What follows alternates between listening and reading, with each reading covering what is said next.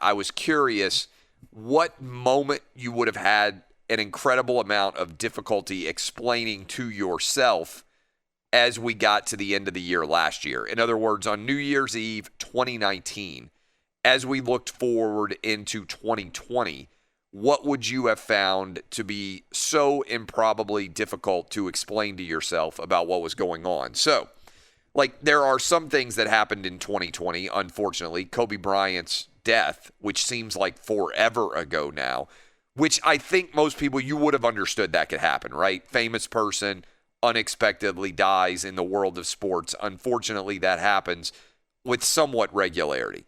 So I think you could have understood that. That would have been easy to explain. For me, what I think would be an incredible challenge is I went to a bunch of football games this year, right? I took my family to them. The way that the stadium seats are zip tied is I still sit there and look at it and think, my goodness, this is crazy, in the Titans football stadium in Nashville.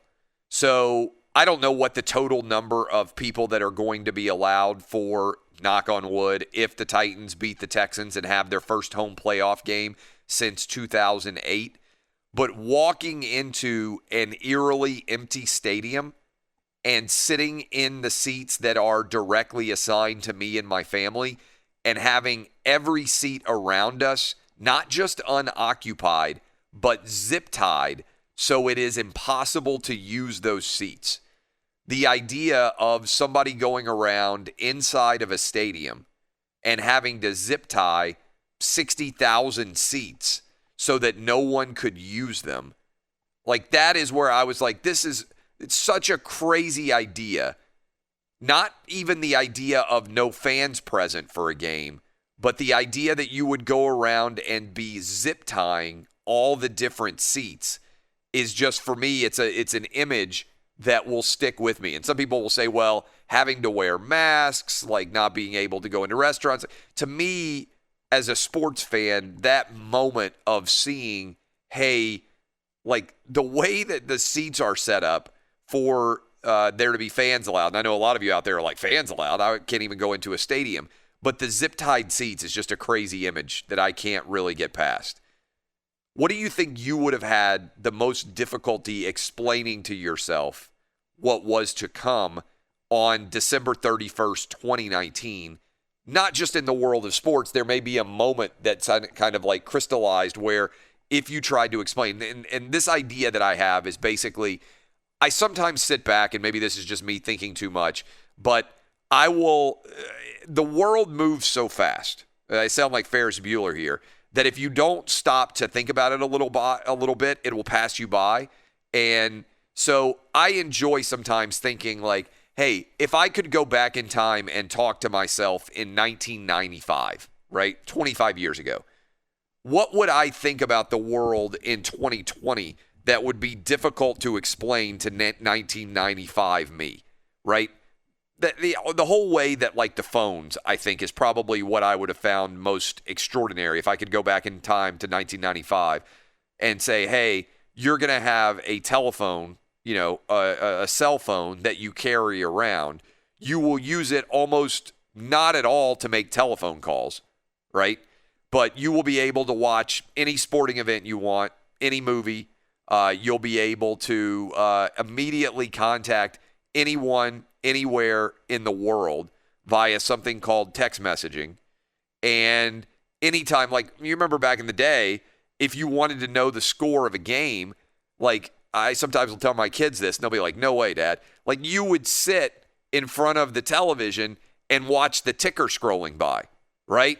And, like, you'd be, like, there for 8 minutes, and then you get an update, like, every 8 minutes on your game, and you'd be like, yes, we're up 6. And then you would sit there and you'd wait like 8 more minutes and you'd be like, no, we're down 4. And you would have no idea what was going on in between, right? To be able to watch any game basically at any point in time from your phone is pretty crazy. But 2020 has been a year unlike any other. Danny G, is there anything in particular that would stand out to you living in LA where you're like, I never would have been able to explain to myself on December 31st, 2019, that blank would happen in 2020? There's a lot of things Yeah. there, but what would you say stands out the most to you? Is there a moment? To me, There it's is. that zip-tied stadium seats. Like, that'll probably never happen again, hopefully, for the rest of my life, where, we have such an eerie environment in which to watch sporting events take place. For me, it's also sports related. October 27th, 2020. I will never forget watching my favorite baseball team, the Dodgers, finally win a trophy after 32 years of waiting.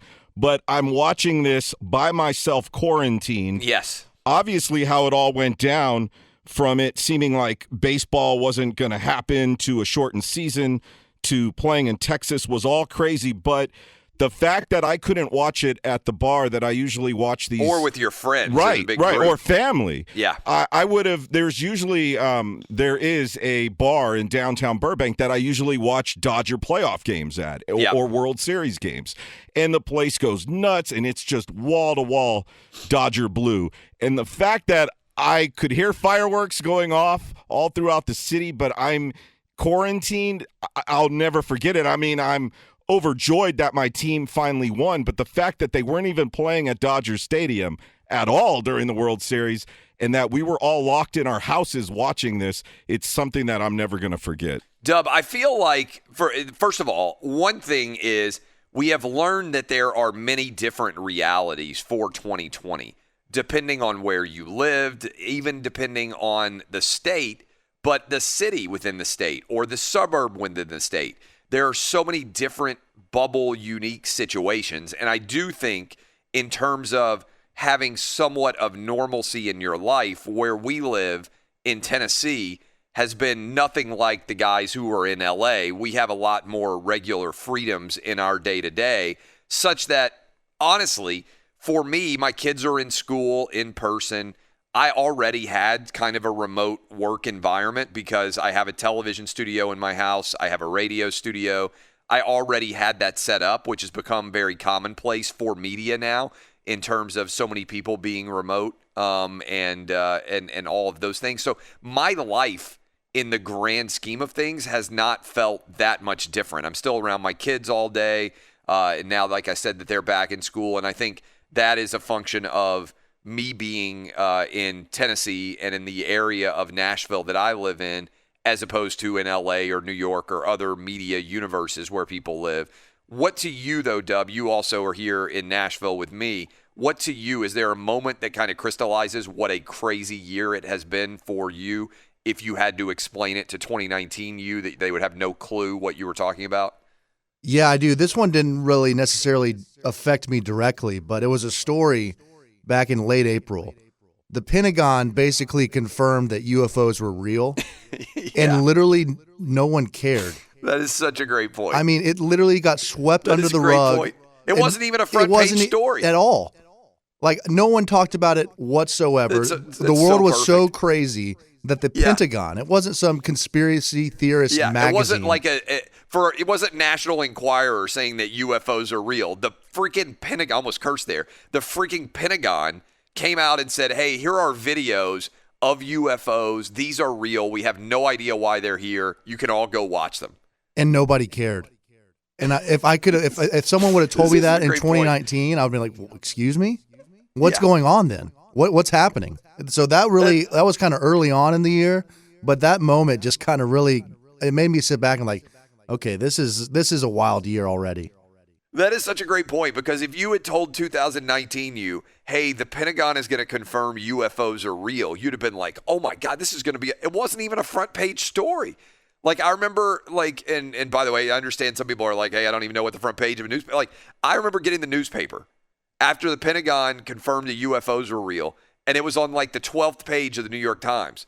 And I was like, what? The UFOs are real? How is this not on the front page of the newspaper? Like, the government basically has come out, and all those years where you were a kid and you were in line with your mom or your dad at the grocery store, and you'd see all those crazy, like, hey, UFO reels on the National Enquirer or the Star or whatever those things are. I remember, being like a kid and being like, hey, Mom, look, this place is saying, you're like, oh, you can't trust that. And the Pentagon comes out, the United States government, and they're like, yeah, UFOs are real. We don't know what this was. Here's video of it. And people were like, they didn't even care. I mean, that is a great one. It What was, about you? It was like when the NFL drops a late afternoon story on Friday just to get swept under the rug. I will say this. Great time, maybe the best time ever to drop news today, like in the afternoon, New Year's Eve going into New Year's Day with the all of the craziness that's going to happen in January, but you've got the college football playoff games. You've got the fact that everything's just kind of a mess. Just throwing it out there, this would be a great news dump day, right? Where you got some dirty laundry afternoon on New Year's Eve rolling into a long weekend where you've got the NFL playoffs, where you've got the college football playoff, where you've got the continued COVID issues and the everybody getting ready for inauguration, new president. Like, this is a time to drop some news and people be like, it's just like everything's just so hard to stay on top of. Every news story is so ephemeral, it almost doesn't last. But UFOs being real and people not caring is a great one. What about you, Eddie? Well, I don't know if this is going to be very shocking, but if you would have told me that I would not attend a single football game in a year, I would have told you were crazy. I've gone to some sort of a football game since the early 80s. Yeah. And recently, like in the past 5 years, I've got cousins that play high school football. Yep. And we would go to every game home and road. They'd always make at least one playoff game. So that's, 10, 12 games. And then we had Charger season tickets. That's right. That's 8 games. I'd go to at least a couple of Fresno State games a year. So we're talking like 20-something football games a year. And to go to zero, it just like, if I had told you, hey, you would have thought you were going to die, right? If I had said, like, I mean, wouldn't you have been afraid? Like, if I had said on December 31st, hey, Eddie, I've got some bad news for you. You're not going to be able to go to any football games in 2020. You probably would have thought, oh my God, I'm probably going to die. I'm going to die, or I'm going to be paralyzed. Yeah. Or so, I mean, even then, I guess they could wheel me in or something. Yeah. But and then on a possible disgusting personal note, I chewed my fingernails for as long as I can remember. I have not done it since May, I think. How did you stop? I just stopped. I just stopped.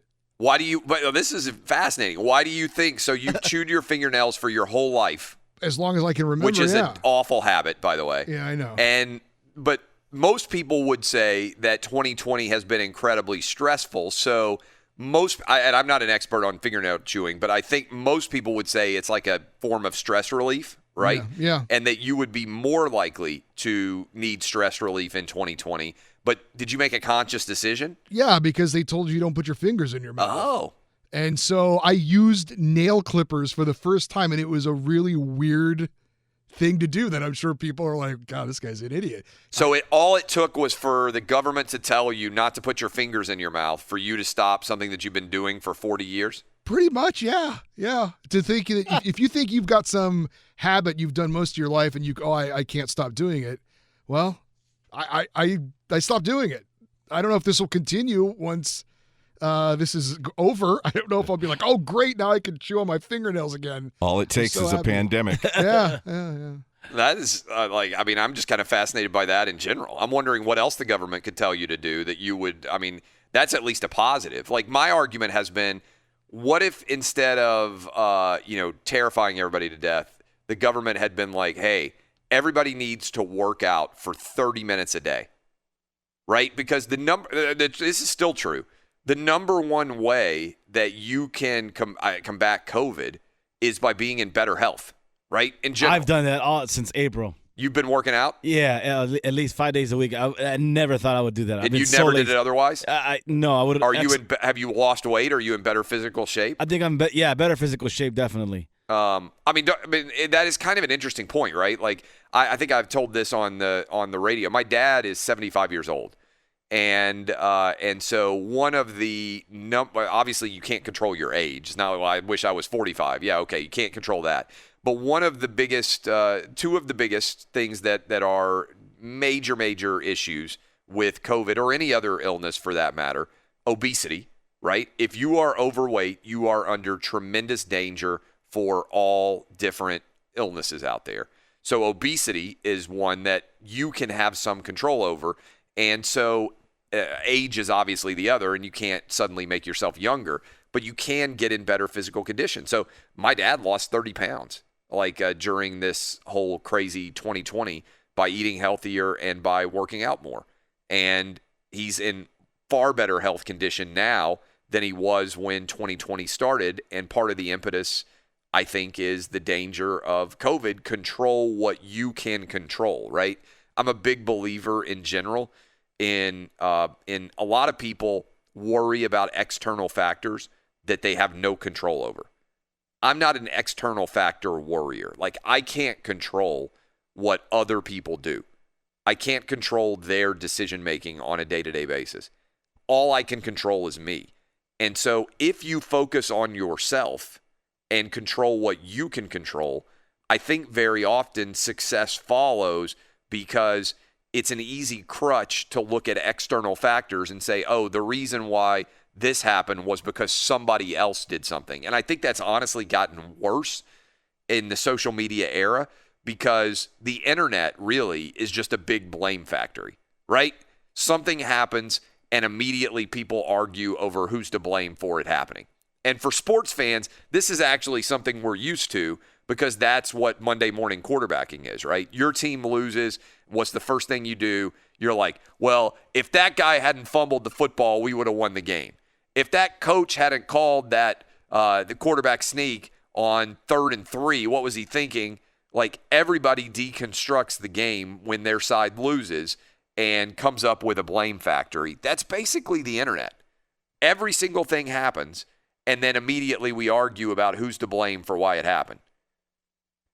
And so my argument is, and I do think it's helpful for me, I think it probably would be a lot helpful for a lot of you out there too, is eliminate the noise in your life and focus on directly what you can control. You can control what you eat. You can control whether you work out. You can control how hard you work at your job. Other people don't control those things. So if you take ownership for what you control, what you will find is blaming other people becomes much less of a crutch. And when you take ownership for yourself, you typically start to have a lot more success. Anyway, there's a little bit of a mind help there, I hope, for some people. Roberto, what would you say 2019 you would have never believed about 2020? A few things here. First off, having to wait in line at a Target at 6:45 in the morning to get toilet paper, and then just to see it just fly off the shelves. That's like the image of like somebody just, yes. And then running into Danny G in that same Target like 20, 30 minutes later. Also trying to get toilet paper. Exactly. Yeah. Yeah, the idea that there would be a shortage of toilet paper is also I still think it's funny. Remember the OJ video? Yeah. Remember the early days of the pandemic? Yes. Where OJ had like his entire Costco cart covered with toilet paper and he was doing a video. And all the amazing comments underneath. Yeah. But it is funny to me that once hopefully in a lifetime pandemic happens and there's a shortage of toilet paper. Yeah. People are like, oh my God, we're all going to die. We're going to have to be in our house forever. And the number one thing you couldn't find was toilet paper. And the only time I've ever seen Roberto in Los Angeles away from the studios is inside a Target during the pandemic. Yeah. Well, I didn't even know I don't think I even heard that story. It was like right after the show too, yeah. You're trying to get toilet paper. Yeah. And the other one, why in the F is Dodger Stadium completely empty on opening day and it being in July, no less? Well, I still think the craziest thing about the Dodgers winning the World Series is that people were allowed to go to LAX and get on airplanes and fly to Texas and go watch the games there. But you guys couldn't drive to Chavez Ravine and watch the games in LA. Like no one has ever been able to explain to me how that makes any sense at all. You can get into a metal tube surrounded in close proximity by hundreds of people on an airplane, fly to Texas, rent a car, go to a hotel, go to your stadium and watch the game, fly back to LA after celebrating the Dodgers winning, and all of that is permissible. But driving to Dodger Stadium and sitting in the crowd is completely unacceptable. It's never made any logical sense. Nuts. Yeah, and if you had told us in 2019, hey, you know what? The only time you're really going to get to visit your family in California is by Zoom, This whole Zoom thing, that's the other thing that stands out to me. Yeah. And it kind of tags onto my Dodgers thing about being quarantined there by myself watching the Dodgers win. Also, being single in 2020 and going on Zoom dates. If you had told me you're not going to get to take a girl out to dinner, instead you're both going to have dinner and you're going to be looking at each other on screens, learning about each other, and girls are not going to want to be.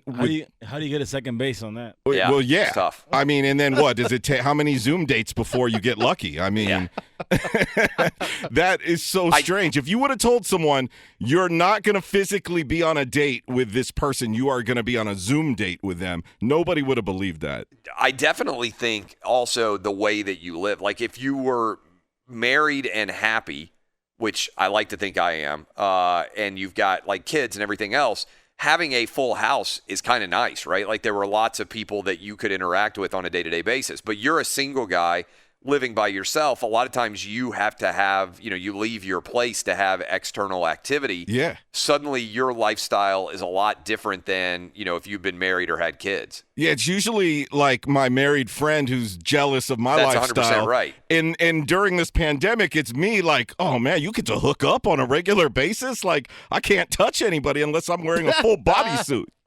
Yeah, well, and also you guys have been stuck in California, which is maybe the craziest state to be stuck in the entire nation. I mean, to be honest, like the difference between what your life is in California compared to if you lived in Texas or Florida, for instance, is seismic. I mean, it's night and day. And that's what's so wild. I mean, here's one that I think from a pure sports perspective. If I had told you that the San Francisco 49ers would relocate to Arizona to play their season out because San Francisco refuses to allow them to play the games in their home market, that is still to me an absolutely insane story that most people just didn't even pay attention to. Like San Francisco, Santa Clara County kicked the San Francisco 49ers out of their home stadium and made them move to Arizona to finish their season. And almost no one even blinked. It's crazy.